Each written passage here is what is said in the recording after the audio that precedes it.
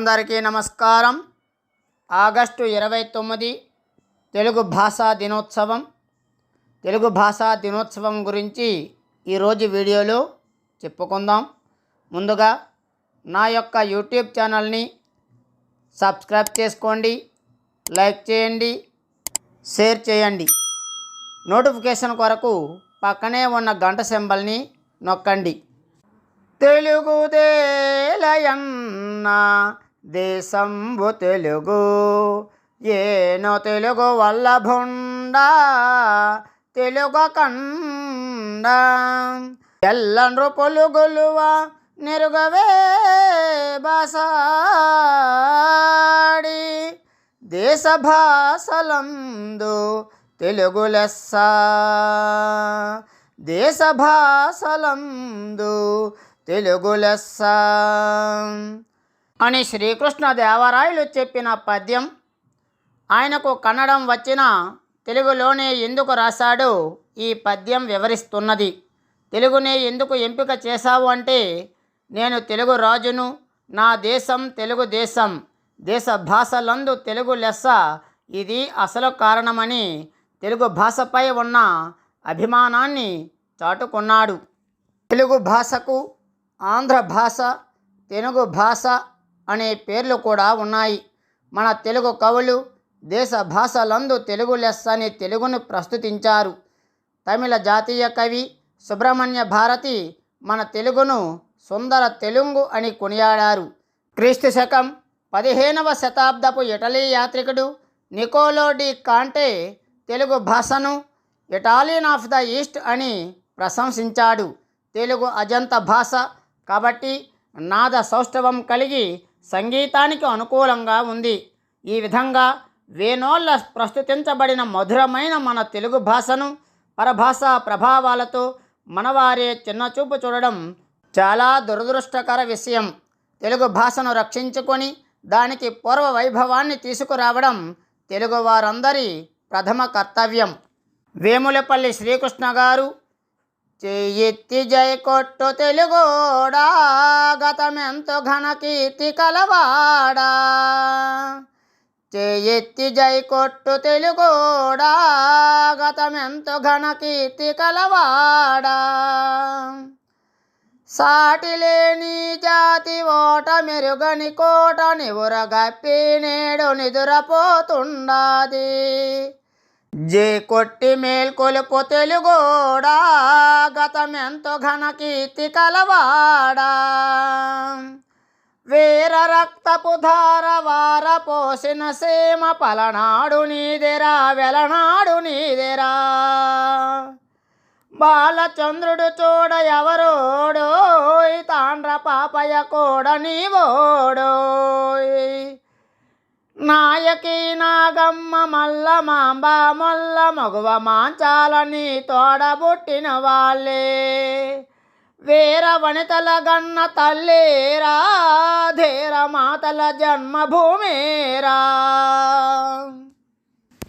చెయ్యెత్తి జై కొట్టు తెలుగోడా, గతమెంతో ఘన కీర్తి కలవాడా, గతములోని కీర్తి కవితలలి చెప్పారు, పస ఏడదాచావు ఉసులేకపోయేరా, బ్రతికే బరువయ్యుంటివి నాడు, శతపోరి సాధించు తొలిపేరు, చెయ్యెత్తి జై కొట్టు తెలుగోడా, గతమెంత ఘన కీర్తి కలవాడా. వేములపల్లి శ్రీకృష్ణ గారి గీతం ఆలపించిన తెలుగువారి రోమాలు నెక్కపొడుచుకుంటాయి. దేశంలో 22 అధికారిక గుర్తింపు కలిగిన భాషల్లో ఒకటిగా వెలుగొందుతున్న తెలుగు భాషకు మూలం ద్రావిడ భాష. ఆంధ్రప్రదేశ్ అధికారిక భాష చట్టం ప్రకారం 1966లో తెలుగును రాష్ట్ర అధికార భాషగా ప్రభుత్వం ప్రకటించింది. తెలుగు రాష్ట్రాలతో పాటు కేంద్ర పాలిత ప్రాంతమైన యానాంలోనూ తెలుగును అధికార భాషగా గుర్తించారు. ఇక 2008లో కన్నడతో పాటు తెలుగును ప్రాచీన భాషగా గుర్తించారు. హిందీ, బెంగాలీ భాషల తర్వాత దేశంలో అత్యధికులు మాట్లాడుకునే భాష తెలుగు భాష. తెలుగు రాష్ట్రాలతో పాటు ఇతర రాష్ట్రాల్లోనూ ఇతర దేశాల్లోనూ పెద్ద సంఖ్యలో తెలుగు మాట్లాడేవారు ఉన్నారు. మనం ప్రతి ఏటా ఆగస్టు 29న తెలుగు భాషా దినోత్సవాన్ని జరుపుకుంటాము. తెలుగు కవి గిడుగు వెంకట రామమూర్తి పంతులు గారి జయంతి ఆ రోజు. తెలుగు భాషకు ఆయన చేసిన సేవలను గౌరవించడానికి ఆయన జయంతి నాడు తెలుగు భాషా దినోత్సవాన్ని జరుపుకుంటాము. గిడుగు వీర్రాజు వెంకమాంబ పుణ్య దంపతులకు 29/8/1863న రామమూర్తి గారు జన్మించారు. శ్రీకాకుళం జిల్లా పర్వతాలపేటలో ఈయన జన్మించారు. రామమూర్తి గారి అక్షరాభ్యాసం, పాఠశాల విద్య పర్వతాలపేటలోనే సాగింది. కీర్తిశేషులు వారణాసి గున్నయ్య శాస్త్రి గారు వీరికి రాయడం, చదవడం నేర్పించారు. గిడుగు వీర్రాజు గారు తీరిక సమయాల్లో భారతం, భాగవతంలోని పద్యాలు, బాలరామాయణంలోని కొన్ని శ్లోకాలు చదివించేవారు. మెట్రికులేషన్ పాస్ అయి పర్లాకిమిడి రాజా గారి మిడిల్ స్కూలులో మొదటి ఫస్ట్ ఫారం టీచర్గా చేరారు గిడుగువారు. గిడుగు రామమూర్తి పంతులు గారు గొప్ప భాషా శాస్త్రవేత్త, పరిశోధకుడు, గ్రంథ పరిష్కర్త, శాసన పరిష్కర్త, పత్రికా రచయిత, విద్యావేత్త, ప్రజాస్వామికవాది, మానవతావాది. భాషా బోధన గురించే కాకుండా శాస్త్ర విషయాల బోధన గురించి కూడా గిడుగువారు విద్యాశాఖాధికారిగా ఉన్న జయ ఏట్స్తో చర్చించేవారు. వీరిద్దరూ కలిసి ద టీచర్ పత్రిక స్థాపించారు. పంతులు గారు నడుస్తున్నా, కూర్చున్నా, మిత్రులు కలిసిన తెలుగు భాష గురించే ఆలోచిస్తూ ఉండేవారు. సందర్భం ఏదైనా ఆయన మాటల్లో తెలుగు భాష ప్రస్తావన తప్పక రావాల్సిందే. ఆనాటి కాలంలో ఉన్న గ్రాంధిక భాషను తగ్గించి ప్రజలు వ్యవహరించినటువంటి వ్యవహారిక భాషలోనే ఈ పుస్తకాలు, గ్రంథాలు ఉండాలని పెద్ద ఎత్తున వ్యవహారిక భాషోద్యమం చేపట్టారు గిడుగువారు. గిడుగు రామమూర్తి పంతులు గారు ప్రారంభించిన వ్యవహారిక భాషోద్యమం విస్తృత ఫలితాలను సాధించింది. విద్యాలయాల్లో ప్రాచీన కావ్యాలను బోధించే బోధన భాషగా ప్రాచీన కావ్య భాషను కాక ఆనాడు పండితుల నిత్య వ్యవహారంలో ఉన్న శిష్ట వ్యవహారిక భాషను వాడుక చేయాలని, విద్యార్థులకు శిష్ట వ్యవహారికంలో రాసే అవకాశం ఉండాలని మాత్రమే ఆదిలో వ్యవహారిక భాషోద్యమం ప్రతిపాదించింది. జీవద్భాషకు నియామకుడు రచయితే కానీ లాక్షణికుడు, వ్యాకరణకర్త కాదు అని రామమూర్తి పంతులు గారు స్పష్టం చేశారు. ఆయన దత్తపుత్రిక శారదాంబ గారు నవ్వుతూ గ్రాంధిక భాషను ఎవ్వరూ చదవకూడదంటారా అని రామమూర్తి గారితో అన్నారు. అప్పుడు రామమూర్తి గారు, నేను గ్రాంధిక భాషకు వ్యతిరేకిని కాదు. తెలుగు భాషలో పాండిత్యం సంపాదించాలన్నా, భాషా స్వరూపం తెలుసుకోవాలన్నా గ్రాంధిక భాషను తప్పకుండా అభ్యసించాలి. తెలుగు భాషకు ప్రాణవాయువు వంటిది సంస్కృతం. దాన్ని కూడా అభ్యసించడం అవసరం. ప్రజలకు ఉపయోగపడే గ్రంథాలను కృతక భాషలో అంటే కృత్రిమ భాషలో రచించి భేషజాన్ని ప్రదర్శించవద్దంటాను అన్నారు. రామమూర్తి గారి వ్యవహారిక భాషావాదాన్ని వేటూరు ప్రభాకర శాస్త్రి వంటి పండితులు కూడా ఆమోదించారు. ఇటువంటి మహనీయుల జీవితాలు ఎందరు వినిపించినా, రాసినా ఇంకా మిగిలే ఉంటాయి. మనకు విలువలు లేకపోయినా, భాషకు విలువలు లేకపోయినా జాతికి దుర్గతి తప్పదు. భాష విలువలు కాపాడటానికి నిర్దిష్టమైన నియమావళి, కట్టుదిట్టమైన యంత్రాంగం అవసరం. అచ్చమైన తెలుగు మాట్లాడడానికి ప్రజలు పండితులు కానక్కరలేదు, విద్యావంతులు కానక్కరలేదు, గొప్ప గొప్ప గ్రంథాలు చదవనక్కరలేదు. మనిషి పుట్టినప్పటి నుంచి పెరిగే కొద్దీ మాతృభాషలోని మెలకువలను తనకు తెలియకుండానే నేర్చుకుంటాడు. తెలుగు నాట తెలుగువాడై పుట్టిన ప్రతి ఒక్కరూ గిడుగు వెంకట రామమూర్తి గారి ఆశయ సాధనకు కృషి చేయడం ఎంతైనా అవసరం ఉంది. గిడుగు రామమూర్తి గారు ఏ ఉద్దేశంతో పోరాటం చేశారో ఆ ఉద్దేశం మాత్రం నెరవేరడం లేదు. తెలుగు భాష కనుమరుగైపోకుండా చూడాల్సిన బాధ్యత ప్రతి తెలుగువాడిపై ఉంది. అయితే ఈ మధ్యన రాష్ట్ర ప్రభుత్వం ప్రతి పాఠశాలల్లో విద్యార్థులు, ఉపాధ్యాయులు కలిసి ఘనంగా తెలుగు భాషా దినోత్సవాన్ని జరుపుకోవాలని నిర్ణయం తీసుకోవడం విశేషం. ఇందులో భాగంగా తెలుగు రాష్ట్రాలు తెలుగు భాష కనుమరుగు కాకుండా ఎంతో కృషి చేస్తున్నాయి. ఈ సందర్భంగా వేమన, సుమతి శతకాలు వంటి పద్యాలు, కవితలు, వ్యాసరచన, వక్తృత్వపు పోటీలు, నృత్య పోటీలు నిర్వహించి ప్రోత్సాహకాలు అందించి విద్యార్థులకు తెలుగు భాషపై మమకారం పెంచే విధంగా ప్రభుత్వాలు కృషి చేస్తున్నాయి.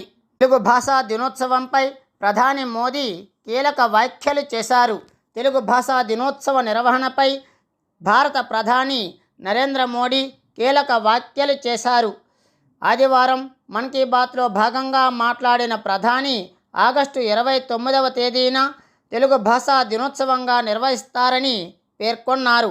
ఈ సందర్భంగా మోడీ మాట్లాడుతూ మాతృభాషతో అనుసంధానమైతే మన సంస్కృతి, విలువలు, సంప్రదాయాలతో మంచి బంధం ఏర్పడుతుందని, దేశంలోని వారసత్వ భాషల్లో తెలుగు కూడా ఒకటని, తెలుగు సాహిత్యం, వారసత్వ సంపదలో భారతీయ సంస్కృతికి సంబంధించిన అనేక అద్భుతాలు ఉన్నాయని, తెలుగు వారసత్వాన్ని యావత్ దేశానికి అందించే ప్రయత్నం తాము చేస్తామని ప్రధాని నరేంద్ర మోడీ మన్ కీ బాత్ కార్యక్రమంలో వెల్లడించారు.